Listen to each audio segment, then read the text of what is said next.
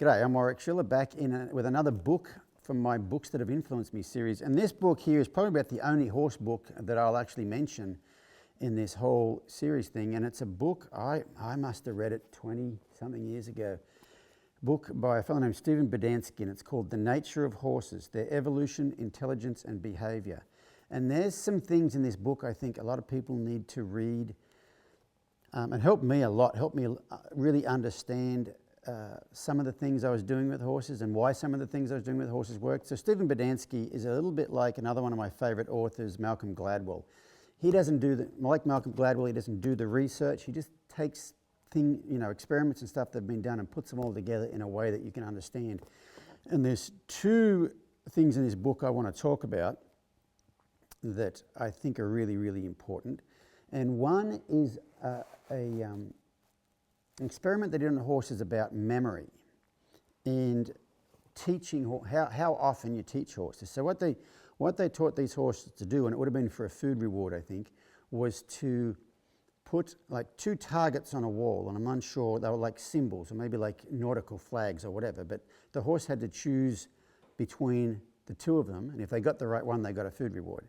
Then what they had to do, they put another two up. Once the horse was good with that, they put another two up, and the horse had to choose the right one out of the first two, and then the right one out of the second two. And once they got to where they could choose the right one out of the first one, and then the right one out of the second one, then they added another one, and they had to choose the correct one to get the food reward. Okay? And I think they ended up teaching these horses how to choose between 20 sets of targets. So that's actually 40 things up there, but you've got to be able to choose the right one out of the first one, the right one out of the second, the right one out of the third one, and all the way through. And what they did was they worked with some of the horses once a day, and the other half of the horses they worked with once a week.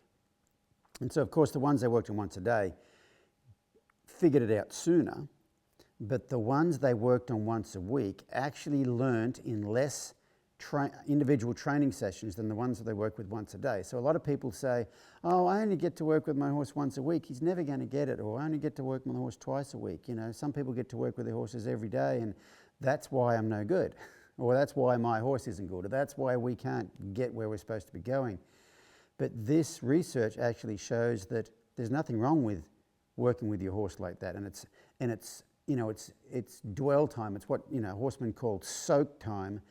But if you're into like brain science and stuff, when they first started having functional MRIs, which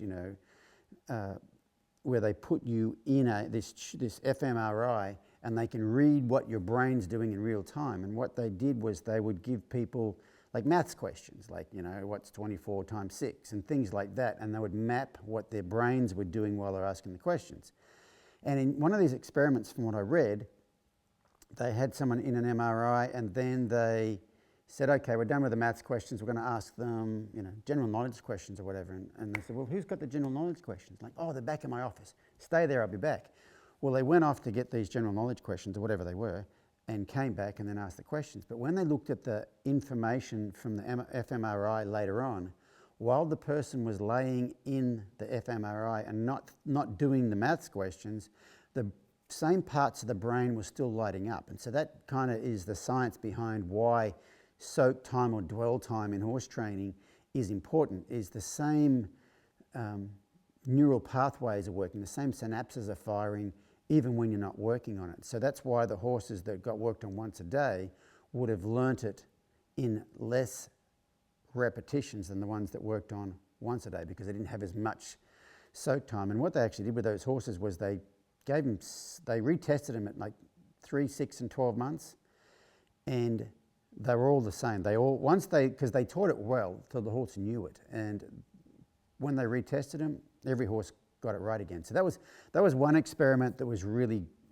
a good one for the average horse owner who thinks, I don't have the time to work my horse. But another experiment I read in there was really, really good about people being concerned about putting pressure on their horse. My horse won't like me if I put pressure on him or whatever.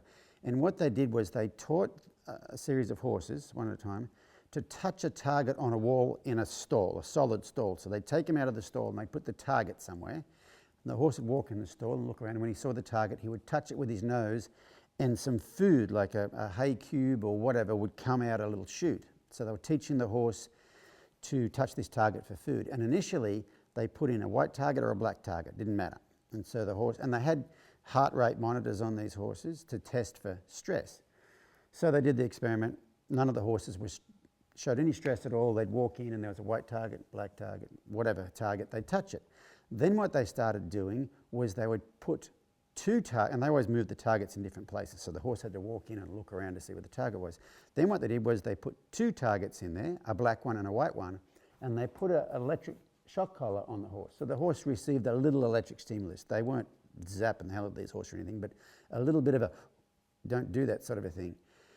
And if the horse touched the black target, he got a little electric shock, and if the horse touched the white target, he got the food reward. So initially the horse would walk in, and if he saw the black target first, he'd go for it because it means food reward. And when he got that little bit of a shock, there would be a little bit of a rise in his heart rate, but not much at all. And then he'd touch the other one, he'd get the food reward. And it did not take them very, very long. You would rearrange the targets, the horse would come in and go, that's the black one, and the heart rate would not go up at all. So he knows if I touch that, I get an electric shock, but I can control that. And so there's no stress. So you go, that's the black one, and that's, oh, there's the white one. So it's a bit like, putting a horse in with an electric fence. They touch it a few times, and after a while they're like, okay, I'm fine as long as I don't go over there. I'm good. But then what they did with these horses, so once they had once they had the shock collar, they would have a black target and a white target, and they're always on separate walls. What they would start doing is they made the black one less black and the white one less white. So they're starting to be shades of grey. They put the horse in, he goes, that one is darker than that one, so it's this one. Still no stress at all, okay? And then the black one got less black and the white one got less white, until the point where the horse would walk in, he goes, that one is, I can't tell. And right then,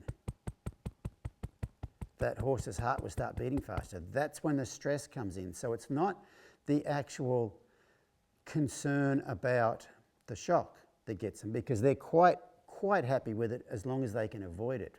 But when they weren't sure how to avoid it, that's when they become stressed. So, those are the two really good experiments that I read in here, and it's been 20 years since I read this book, so there's probably more things in there. Another interesting fact too was about race horses, and it was saying that horses are basically designed to be able to run at maximum speed not long after they're born, really. And what they did was they were saying that, back in 1966, 67, something like that, Roger Bannister was the first guy to break the 4-minute mile. And that had to do with training, had to do with diet, exercise, all that sort of stuff. And athletes have gotten faster and faster and faster over the years. The physiological science stuff, we have these, the medical things, diet, nutrition, all that sorts of things, training.